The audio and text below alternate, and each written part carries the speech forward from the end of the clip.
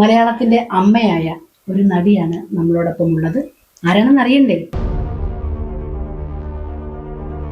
ത്യാഗോജനമായ ജീവിതത്തിലൂടെ നിരവധി പ്രതിസന്ധി ഘട്ടങ്ങളെ അതിജീവിച്ച് നമ്മുടെ കുടുംബാംഗങ്ങളെയെല്ലാം കരയിക്കുകയും ചിരിപ്പിക്കുകയും ഒപ്പം ഏറ്റെടുക്കുന്ന എല്ലാ കഥാപാത്രങ്ങളെയും അനായാസേന കൈകാര്യം ചെയ്യാൻ കഴിയുകയും ചെയ്യുന്ന നമ്മുടെ കുടശനാട് കനകം ചേച്ചിയുടെ ജീവിതത്തെക്കുറിച്ച് നമുക്ക് കുറച്ച് കാര്യങ്ങൾ ചേച്ചിയോട് ചോദിച്ചറിയാം. ജാലകൻ ടിവിക്കും ഇന്ന് എന്നോടൊപ്പമുള്ള മായലക്ഷ്മി മോൾക്കും എന്നെ ഞാനാക്കിയ എന്റെ സ്നേഹനിധികളായ പ്രേക്ഷകർക്കും സ്നേഹ നമസ്കാരം. ഈ തിരുവാതിര ചെയ്ത ആ കുട്ടിയമ്മയുടെ അടുത്ത് എന്നെ കൊണ്ടാക്കുകയും പിന്നെ കുട്ടിയമ്മയുടെ അസിസ്റ്റന്റാണ്, കൈത്താളമെല്ലാം എൻ്റെ കയ്യിലാണ്.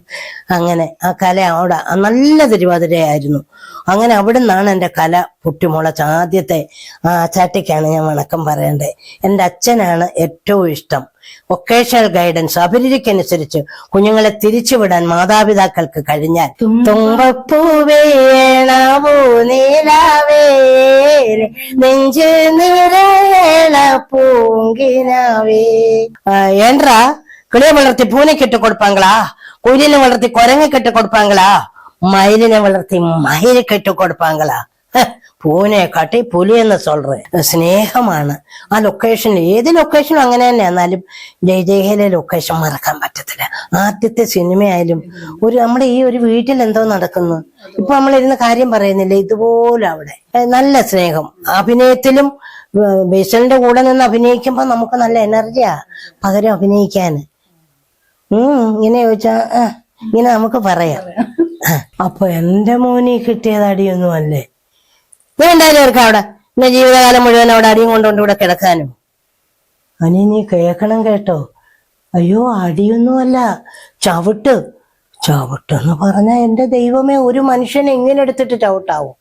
ഇവിടുന്ന് ചവിട്ട് കൊണ്ട് എന്റെ ചെറുക്കം തെറിച്ചു വീണതങ്ങ് ഗീതയുടെ പറമ്പില്ല. അവിടെ നിന്ന് അവരൊക്കെ എടുത്തോണ്ട് വന്നത്. ഈ ചെറുക്കം കിഴങ്ങനായി പോണ്ടല്ലേ ഇവളെടുത്തിട്ട് തട്ടുന്നത്. വേറെ വല്ലട വന്ന് ഇതൊക്കെ നടക്കൂ? ഇല്ലിമുളം കാടുകളിൽ ലല്ലലം പാടി വരും തെന്നലേ.